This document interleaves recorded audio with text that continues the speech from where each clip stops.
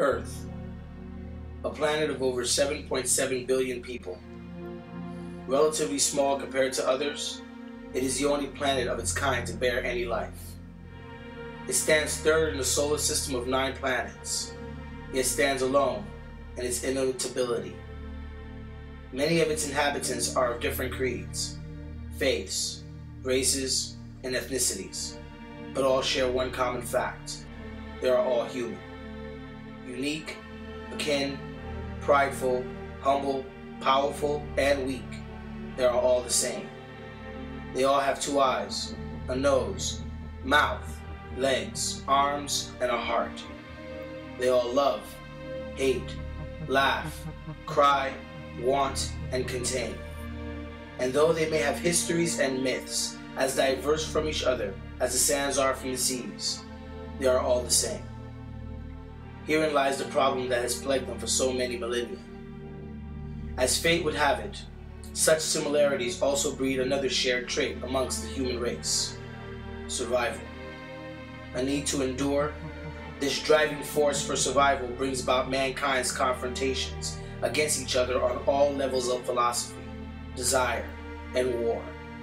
A powerful yet easily corrupted attribute, this need to survive has raised human beings to the heights of godhood, while also plunging them into the abyss of conflict and death. This is Earth, and this is where we live. In needing to explain the age known as the Great Divide, first be enlightened as to what the world was like leading up to this dark time. It was the early 21st century, and war seemed to be taking place almost everywhere one looked. The end of civilization was rumored to be fast approaching, and the war on terror was at an all-time high. Freedom appeared to be the agenda on everyone's mind, and democracy almost appeared to be something of a crusade. The Middle East was the focus, and Islam gave the impression of being the most dangerous ideology to have ever been born.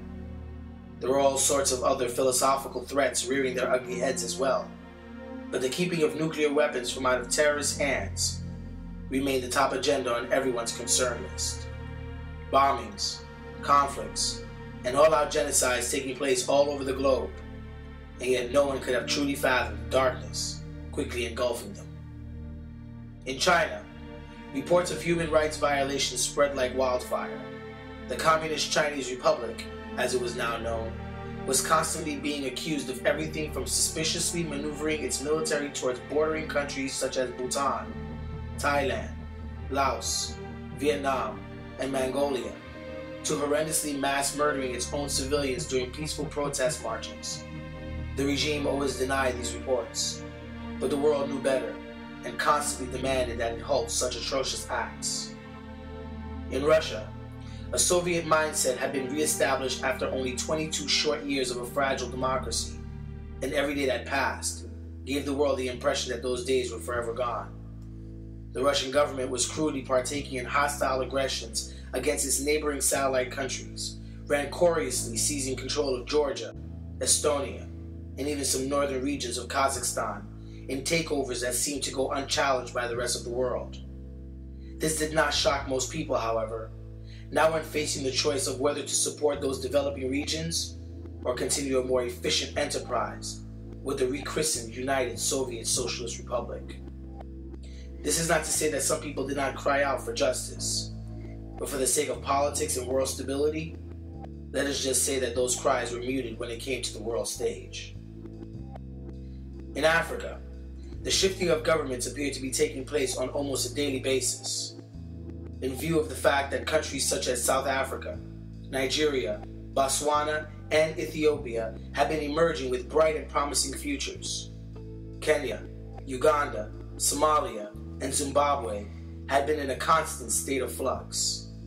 It seemed as if before one government could have fully secured its hold on one of those countries, another party was overthrowing it with a coup, only to be overthrown itself within a matter of months.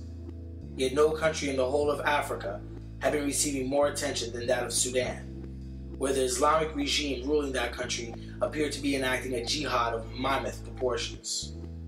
Almost daily reports were being leaked out of Sudan concerning the resurgence of genocide being committed against the tribal inhabitants there. brutal acts of ethnic cleansing that had left nearly 1.5 million dead and over 3.5 million displaced. A crime against humanity that demanded that the world respond with the utmost haste. The onslaught taking place there continued pilfering innocent lives, even as the globe watched in horror, never to lift a finger in defense. All this transpired while the war on terror continued to be fought with the blood of both Allied forces and pro-Western Muslims.